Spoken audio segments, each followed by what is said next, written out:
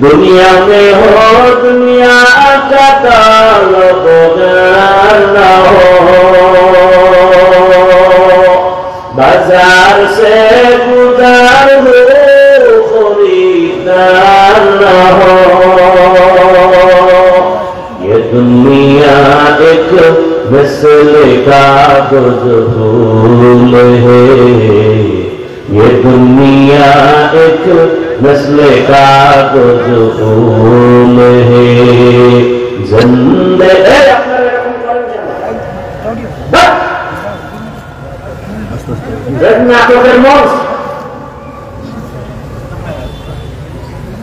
উঠার ব্যায়াম থাকলে ঢুকছেন কেন? ওই বাহিরে দাঁড়ায় দাঁড়ায় বয়ান শুনতেন, ফাঁকি দিয়ে বিড়িটাই না আবার আসতেন। আপনার কপালটা এমন খারাপ কেন যে নিজের ক্ষতিও করলেন, অন্যের ক্ষতি করেন? এত বিশাল এক মজমা আপনি ডিস্টার্ব শুরু করলেন। আল্লাহর ভয় নাই? আপনি দীর্ঘ টাইম বসার অভ্যাস না থাকলে ঢুকছেন কেন?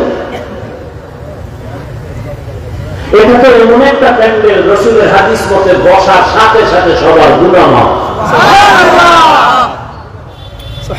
এতগুলো মানুষ নিয়ে না বলার জন্য জীবনে দোয়া করার ভাগ্য হয়েছে?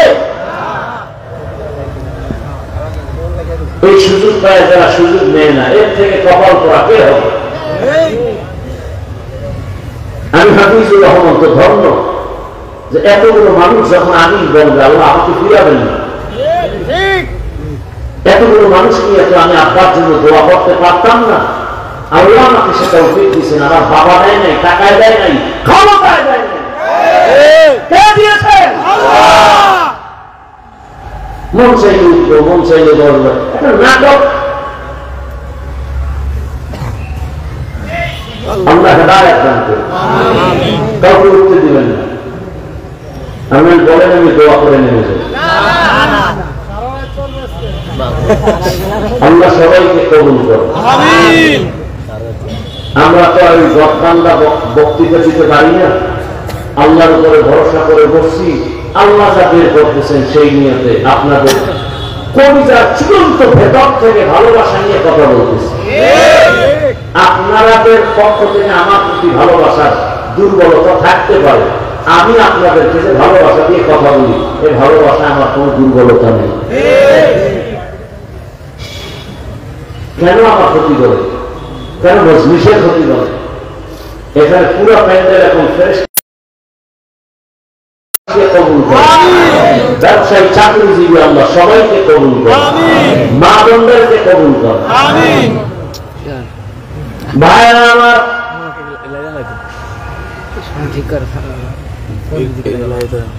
দুনিয়ার পেছনে ঘুরো না, দুনিয়া তোমার পেছনে ঘুরবে। তুমি টাকার পেছনে ঘুরো না, টাকা তোমাকে তালাশ করবে।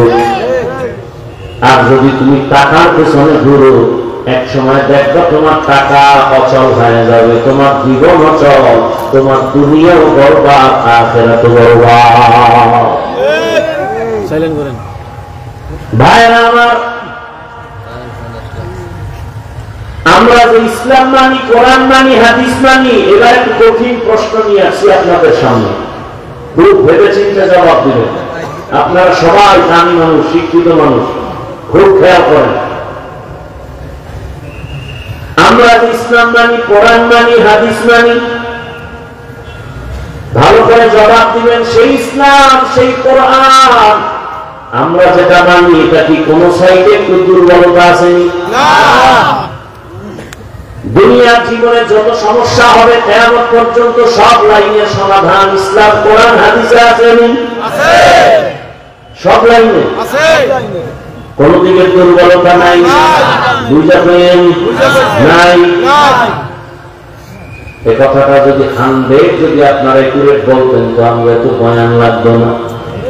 চায়ের দোকানে বসে বসে বলে ইসলাম আর রাজনীতি কোনদিন এক হতে পারে না, আগুন পানি যেমন এক হতে পারে না। ধর্মের মধ্যে রাজনীতি টানবেন না, বলে না? বলে না? ধর্মের ভেতরে রাজনীতি টানবেন না। ইসলাম ধর্ম এমন এক ধর্ম যেটা রাজনীতি ছাড়া ইসলাম হয় না। রাষ্ট্রনীতি নাই? সুলাইমান নবী রাষ্ট্র চালান নাই? জুলকারনাইনের ঘটনা তো বলতেই আছি, সারা দুনিয়া চালাইছেন, আমার রাসূল মদিনা চালাইছেন। ইউসুফ নবী মিশরের অর্থমন্ত্রী ছিলেন, কোরআনে নাই? ধর্মের রাজনীতির মধ্যে ধর্ম টানবেন না। আরে আল্লাহ কোরআন ইসলাম তো এটা তো রাষ্ট্রের ব্যাপারে সমাধান তো সুন্দরভাবে দিয়েছেন। শুধু তাই না, আপনি বলেন আগুন পানি যেমন এক না, ধর্ম রাজনীতি এক না। আমরা বলি চিনি পানি যেমন এক, ধর্ম ইসলাম আর রাজনীতি কোনটাই এক।